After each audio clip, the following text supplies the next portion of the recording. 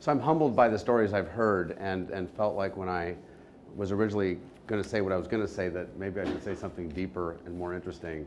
But I won't. But I'll add a couple of bits. I grew up in San Francisco, and when I was 13, my parents had a pretty bitter divorce, of which there was lots of drama involved. And I always had a bit of a sharp tongue, and my friends used to egg me on to hurl insults at people because I was good at it, and it turns out. But on one particular day, my friends egged me on, and I made some girl cry, and I felt horrible to the point where I said to myself, I am never going to do that again. In fact, I'm going to devote the rest of my life to try to figure out what people say to other people that makes them feel good, and try to bring those things in, and try to be accretive in my ability to listen and learn and observe for the rest of my life. And I still do that today. So let's see, my story starts with, I was in San Francisco. My father was a chief of surgery. I wanted to be an internist in San Francisco, and I trained in San Francisco. And unfortunately, there was a federal trade commission antitrust lawsuit against the big IPA in town, the physician group, and I couldn't be a doctor in San Francisco. I had to do Modesto or Bakersfield or somewhere else. And my grandmother just moved to town, and my sisters and my whole family was there. So I didn't know what to do. I couldn't get an HMO ticket, and that's what you needed in San Francisco. So there was an old doctor that my residency director talked to who was about to retire, and said, hey, listen, take this Dr. Shlain under your wing. You're about to retire, let him work with you, and then he can have your practice. So the old man agreed and said, listen, work with me for 1 year. You'll work really hard. You will make very little money, about half as much as your colleagues. You'll cover for me all the time. He had a winery up in Napa that him and his wife went to all the time, and I was on call. And he said, and then in 1 year, this practice is yours, and I will retire. And it was in the financial district of downtown San Francisco, far away from the hospital and the doctor's lounges and all the other medical practices.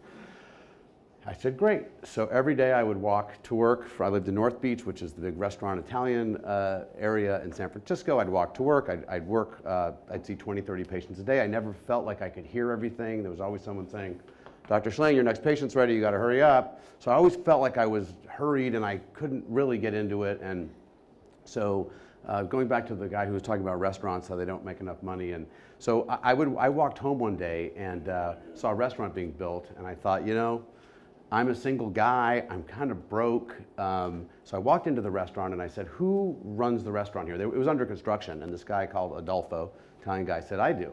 And I said, I want to make a deal with you. And he said, what's that? I said, I said, do you provide healthcare insurance or coverage to any of your employees that are part-time? He said, no. I said, I will be free medical care for all of your people in my clinic, so long as I come in here and can eat whatever I want with whoever I want, and I get the front of the line. And he said, I love that deal, no problem, because you're, you know. So I thought, wow, that was interesting. You know, it's kind of trying to figure it out, right? So I wound up over the course of about the next 3 months doing that with all the restaurants and bars in my neighborhood. So I was like a king, but I was really broke.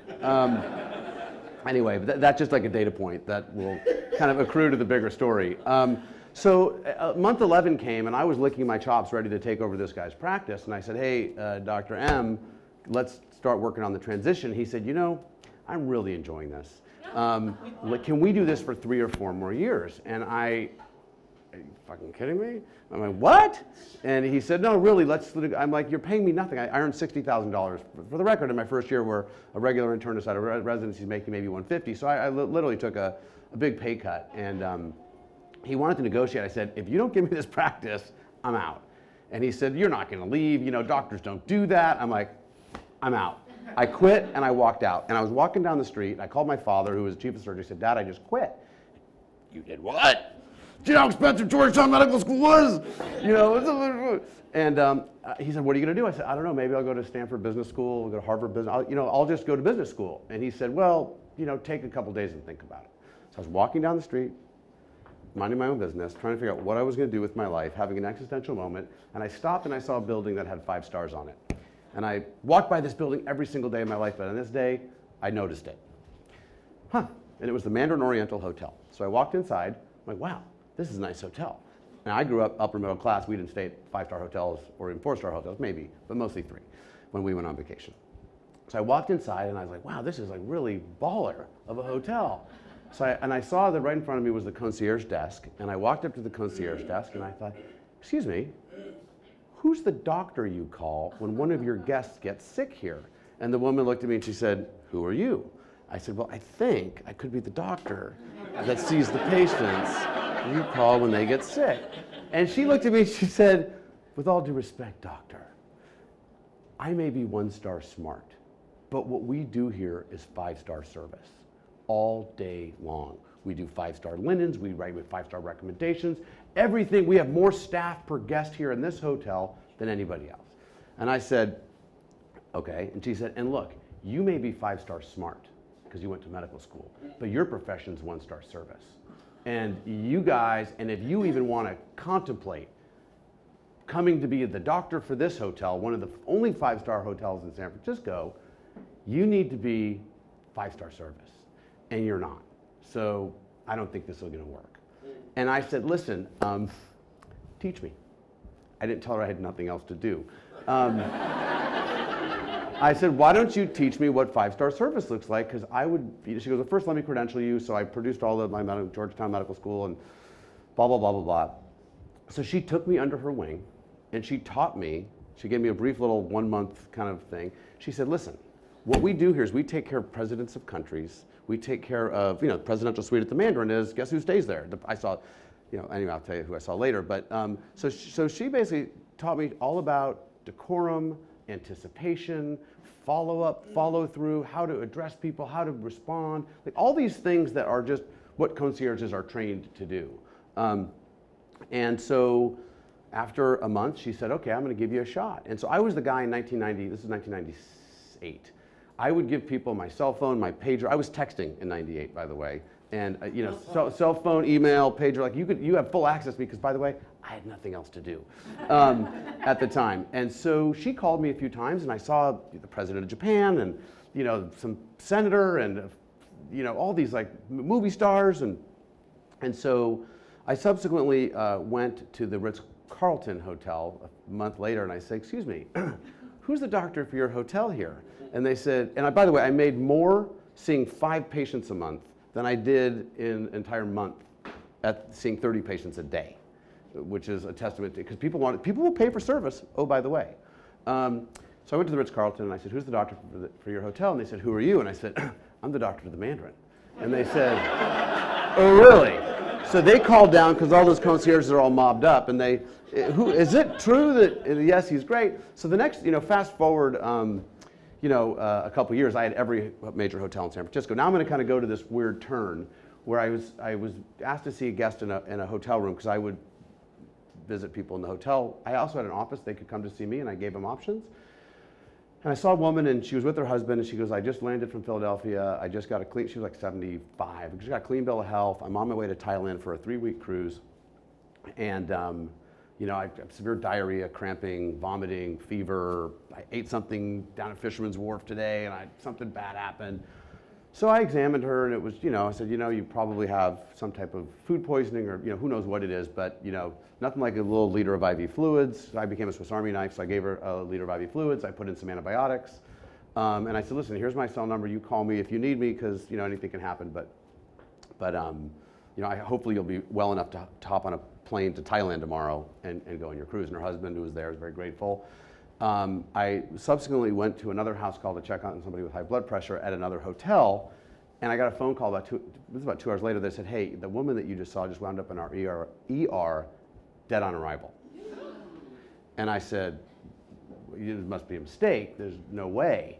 And so I freaked out because I was like a year into this, and I was like, literally everything was going on all 8 cylinders or 4 cylinders or whatever cylinder, and things were going great, and I looked at the woman with the high blood pressure, gave her some blood pressure, and I said, I gotta go. And I went straight to the ER to figure, and it was my ER, the one I trained in. I knew everybody there. And I said, what's up? And they said, well, she came in, she went to the bathroom shortly after you saw her, coded, and ambulance CPR'd her. They got a rhythm. She's in the ICU. She's now up in the ICU, intubated with a pulse, but brain dead, basically. And I said, holy shit, what? And so they said, well, maybe you gave her the wrong drug, maybe you did the wrong thing. And so I went to the husband who was right there, and I said, I am so sorry. Now nobody knew what happened, other than that she was brain dead and probably not long for this world. And I sank into this horrible, horrible, horrible place thinking I just killed somebody. And for people that think about all these medical errors that happen, we don't often think about the person on the other side of that may have been kind of partially responsible for that, and the feelings that they have, these horrible, horrible sinking feelings. And I called my father up. I said, Dad, I think someone just died on my watch, and I said, I don't want to be a doctor anymore. This is not what I signed up for. I wanted to help people, and I feel like and my father said, son, you're not a real doctor until you filled a graveyard. And I was like, Dad, that's not making me feel any better. That's not making me feel. He was a surgeon, so that stuff happens. So anyway, so it's kind of a morbid story. So I went home that night beside myself, and to take a page out of Gotham's book, I wrote a poem for the husband called "The Wheel," which I still have. And but the hospital called me up and said, it was about 3 a.m. We have to take her off life support because there's just no way she's coming back. So they pulled her off life support, and they said, and by the way, because she died within 24 hours of coming into the hospital, this is a homicide investigation. So you are now a suspect in a homicide. And I was like, oh dear. And I literally, and so it was a coroner's case, went off to the coroner for 2 days. I was in this limbo hell of misery. And every day I would call the coroner, do you have what happened? What did she die of? Did you figure it out?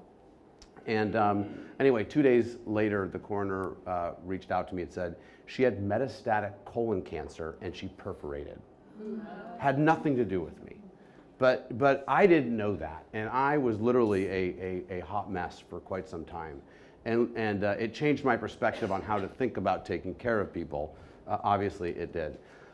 So the next story that I'll tell kind of is the story that I really wanted to get to, but I wanted that to frame how the life of being a healer and trying to help people is also fraught with death and dying in the most unusual and kind of catastrophic ways that you get very involved in.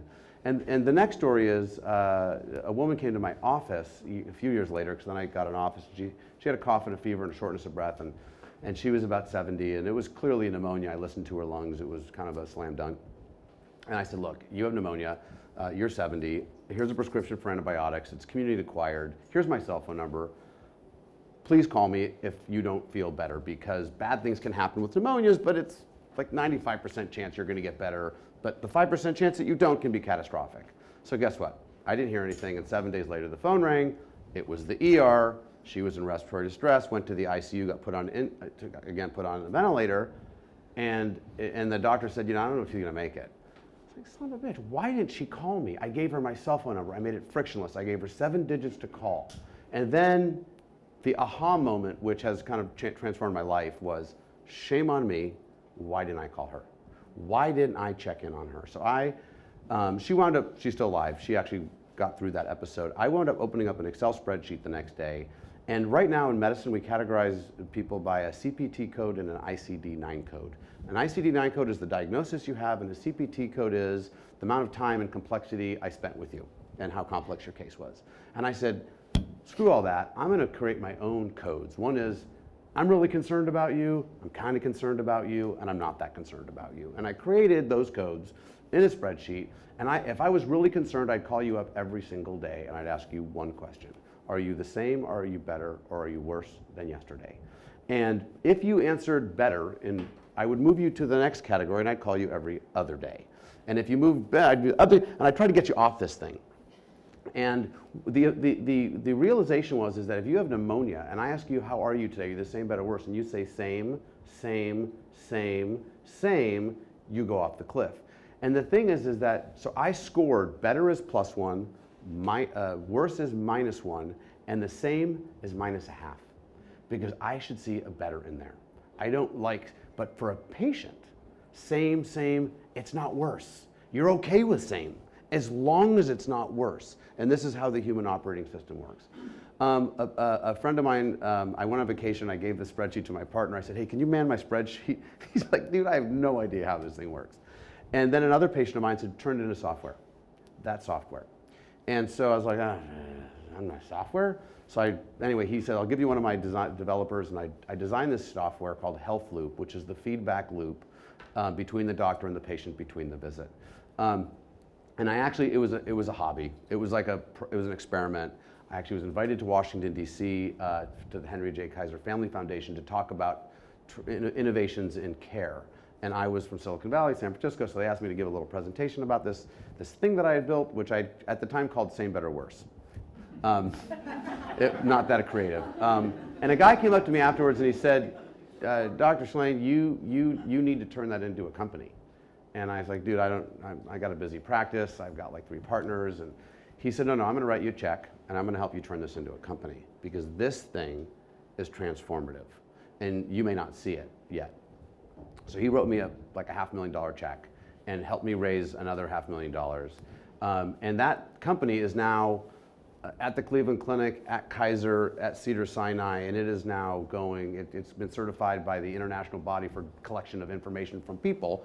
So it's now this thing that's kind of going out on its own, and it's just kind of this amazing exploration of just like always being curious and always trying to like ask the questions like, is this good enough?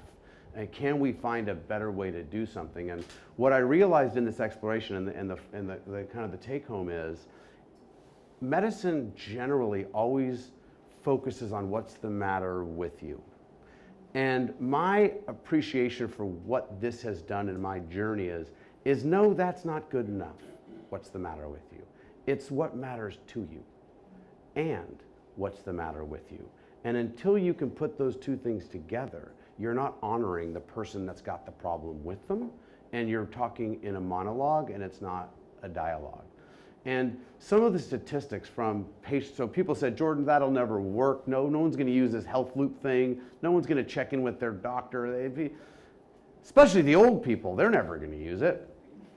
By the way, old people over the age of, so we now have this deployed over, I mean, we have hundreds of thousands of these daily check-ins going on between doctors and patients every day.